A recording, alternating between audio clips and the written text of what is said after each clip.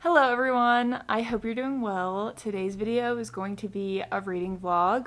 What I read this week is going to be determined by a random picker wheel. So basically, I put all the books on my TBR on this picker wheel, but I didn't put their names. I put them categorized by the location and the number of the book. So for example, there are L books, B books, and TV books. So B books are ones that are located in my bedroom on my bookshelf in there. And then L books are the ones on my living room shelf with a number. And then I have another category, which is the smallest category, called TV, which I have a couple books under my TV stand. So I'm gonna spin the wheel. It's gonna tell me the location and the number of the book.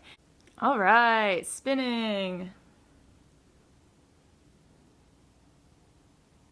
The winner is TV1, one of two books under my TV. Okay, let's go find it.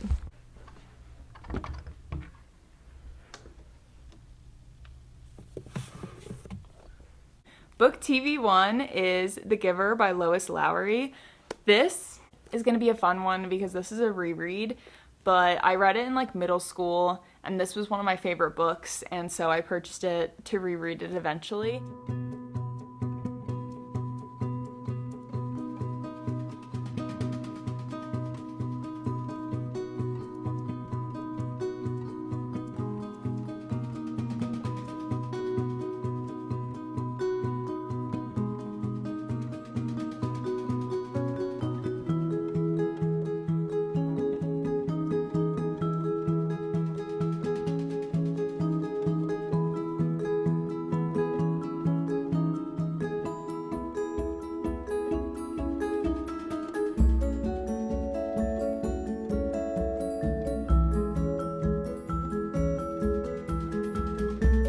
I finished The Giver. This took me no time to read. This book is 170 pages, so that's not totally surprising.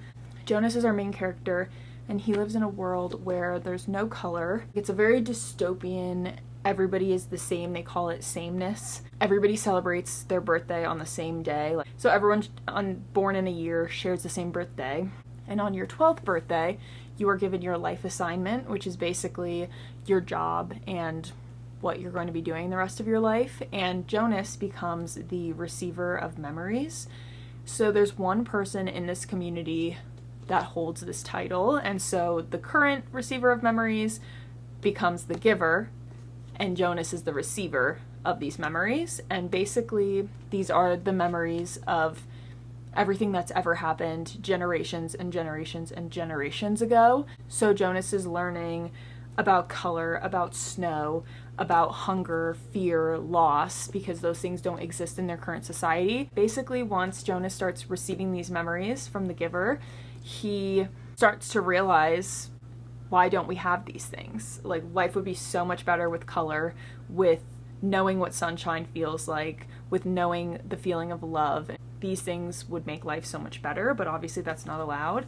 So him and the giver come up with a plan, and that's where I'll leave it because I don't want to spoil anything. That's basically the plot of the entire book. I rated this a 3 stars. If this was a book I'm reading for the first time now, I don't really care for it that much, but I'm giving it a rating of 3 stars purely because this was a very nostalgic read. I loved reading this in middle school. I think there's a movie, so maybe I'll rewatch that as well. It's definitely a middle-aged level reading book, so it's nothing too in-depth. It's time to spin for our second book now. I'm nervous. All right, we've got B11. So this one's gonna be fun because we have to go and find it in my bedroom. 1, 2, 3, 4, 5, 6, 7, 8, 9, 10, 11. Ooh. The second book I chose is Savor It by Tara Dewitt. This is a romance. It's set in Portland, Oregon, I think.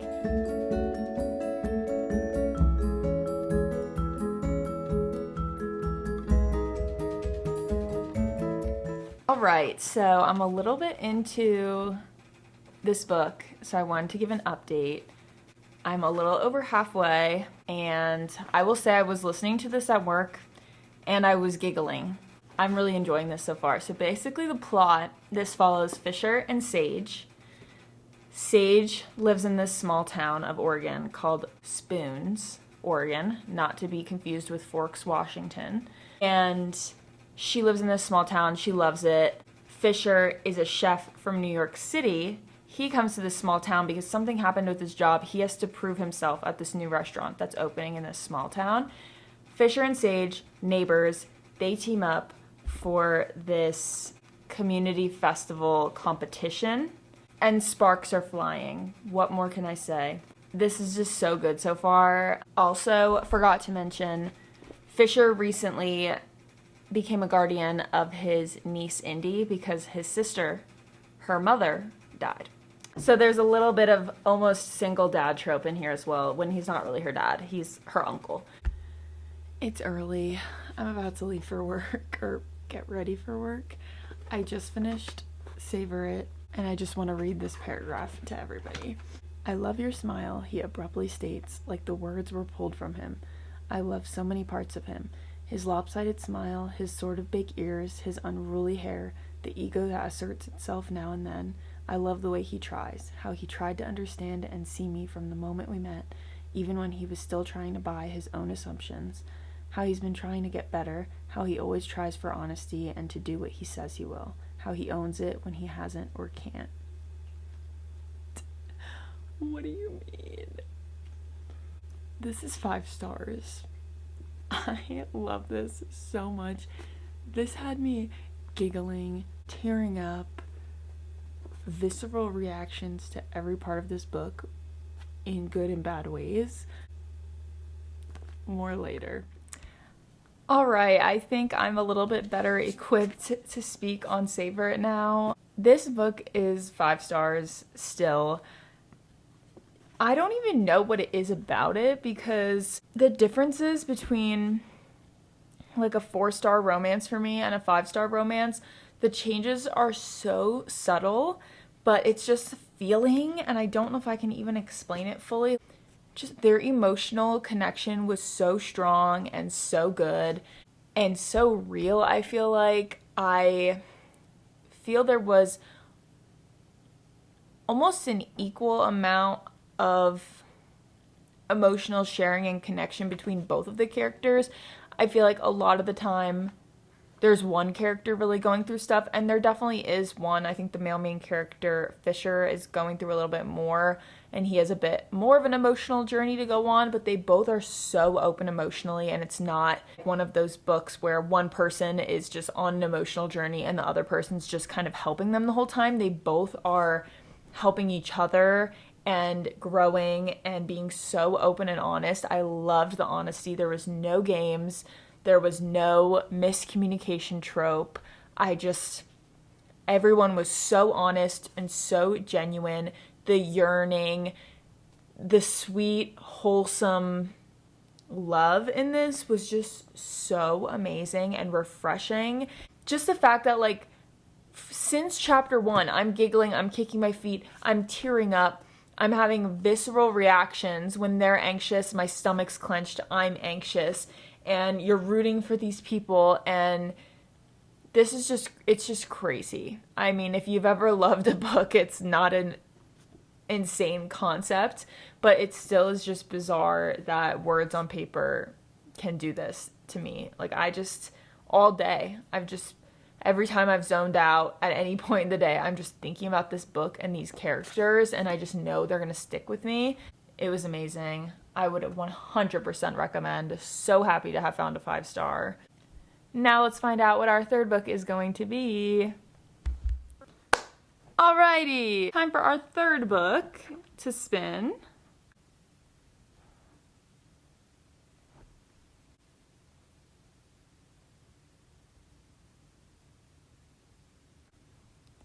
Alright, we picked L8 for our third book. Let's go find it. So this is my living room shelf. I read these 2 shelves, so it's really just this one, and then there are a couple I've read in here, so we're kind of skipping the ones that I've read, or like This is book 1 and 2, so obviously I can't pick book 2, so we kind of are adjusting it in that way, but let's pick L8. 1, 2, 3, 4, 5, 6, 7, 8. The third book I picked is another reread.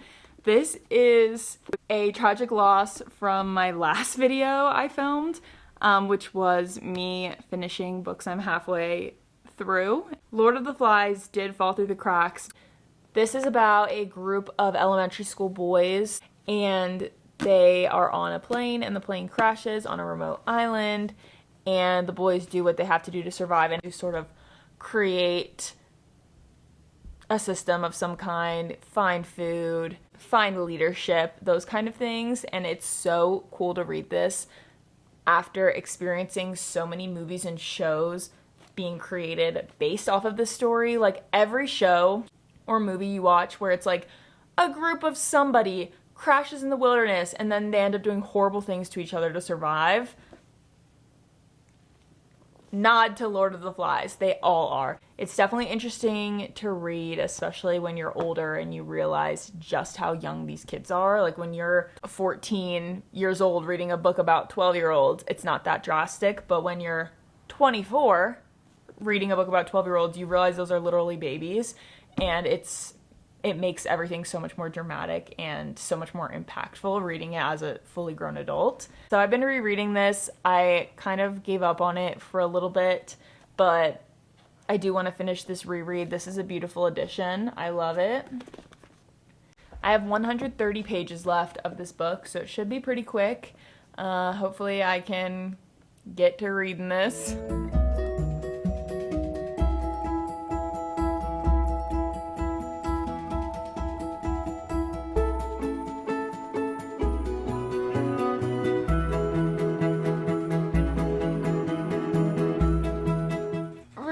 Update.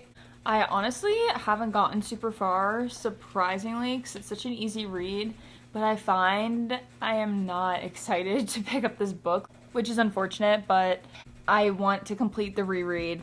I am so close. I have set a goal for myself. It's currently Friday.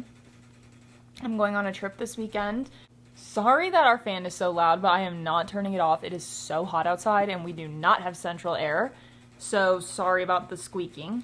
But anyways, I keep getting off track. My goal for this weekend is I want to be able to start my next book because I'm really hoping it's something better than this. I am just not in the mood, like I've said, and I just really want to finish this. Our flight is at 9 a.m. tomorrow, so we're gonna have to leave pretty early, so I'm hoping tonight I can just finish this and get started on the next book. I have 76 pages left, so I'm pretty sure I can do that. We can get her done.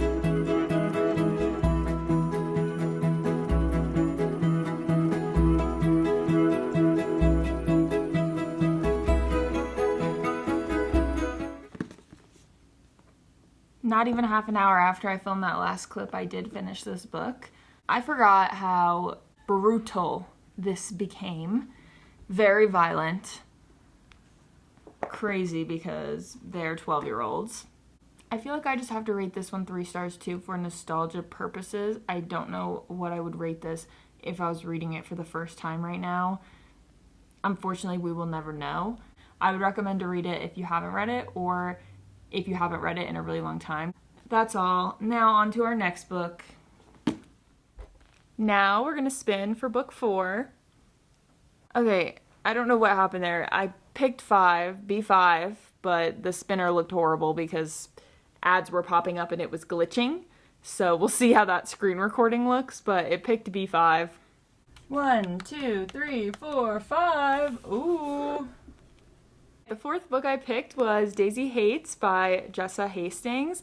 This is the second book in the Magnolia Parks universe. Magnolia Parks is like British Gossip Girl, I've heard it described. I wasn't obsessed with Magnolia Parks. I think it's because I listened to it and I did not like the narrators. So I'm hopeful if I read this, then maybe I'll understand what this is all about. Magnolia Parks definitely wasn't my favorite, but I'm hopeful. I have Daisy Hates. I want to give it a shot because it's a different couple anyways, so maybe I'll like it a little bit more. I am excited to read this. Guys, I did it. I said I wanted to finish Lord of the Flies before our trip this weekend so I could bring the next book with me, and I did do that. Now I get to start Daisy Hates, and I get to bring it with me and read it on the plane. I also have it on my Kindle, so I'm deciding if I want to bring the physical book for fun.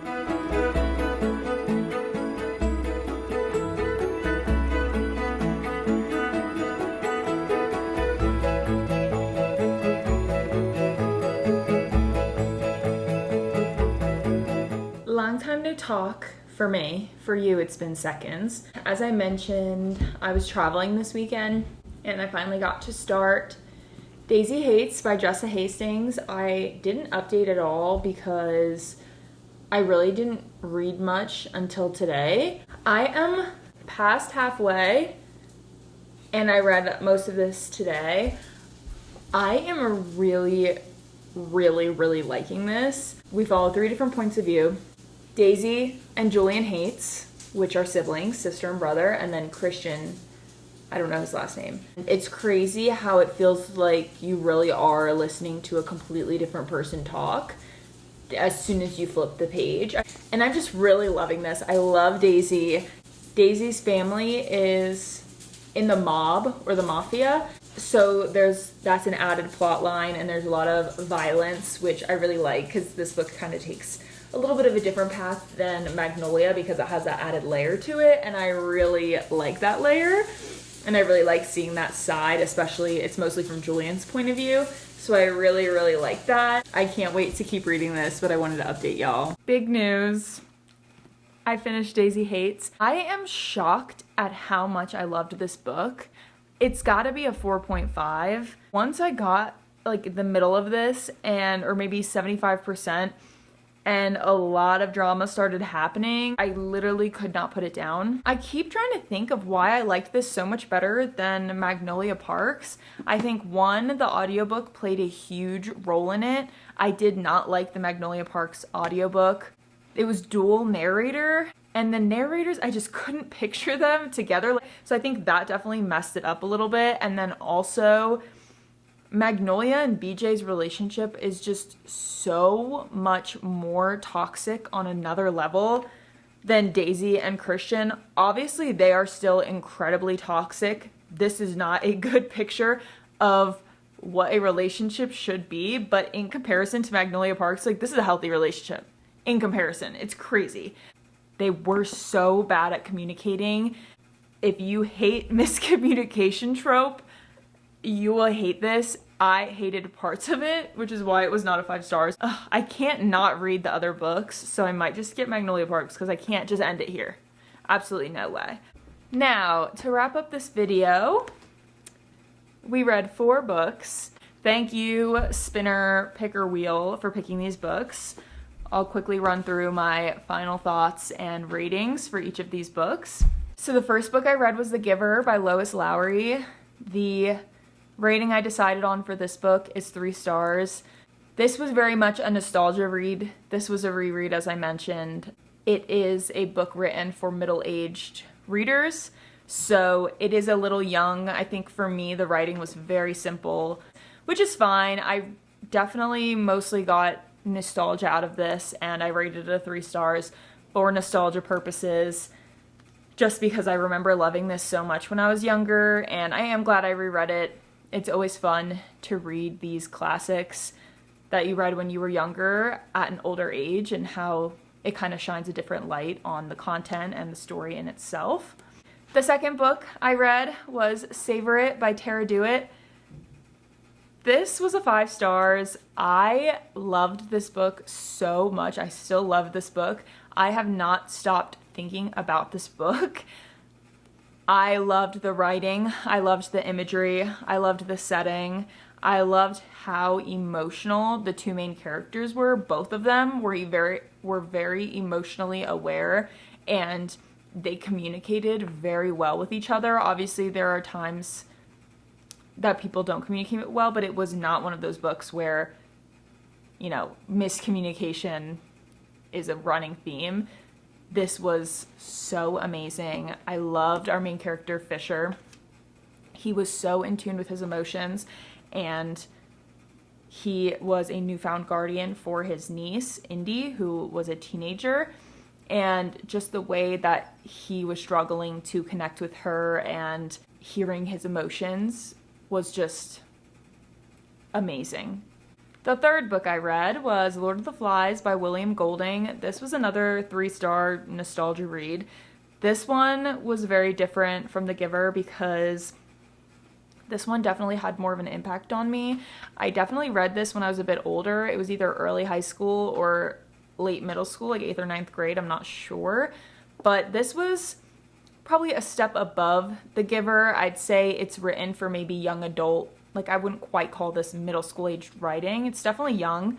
But this one I would say is quite thought-provoking. I was really impacted by how young the main characters were and the violence and the cruelty that they inflicted and endured had a much larger impact on me now than when I first read this, because they are 12-year-olds and younger.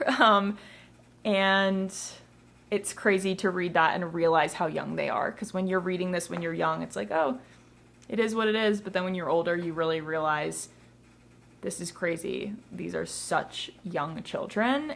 It definitely did what it was written to do. This was written in 1954 or published in 1954, and that is just incredible to me. The fact that this has inspired so many movies and TV shows and stories, and the fact that it still holds up to just show the cruelty of human nature and what we're capable of, and to show that in the form of 12-year-olds just makes it so much more jarring, where when you see adults inflict violence and enact the cruelty of human nature, it's almost more expected and understood. But when you see children do it, it definitely affects you a lot more. And I'm so glad I read this, and I'm so glad I finally finished my reread, because I've been halfway through my reread of this for months. So I'm definitely glad to have finished this, and I settled on a 3 stars because it is a reread. It was very nostalgic. I honestly don't really know how to rate it, so we're just sitting on 3 stars.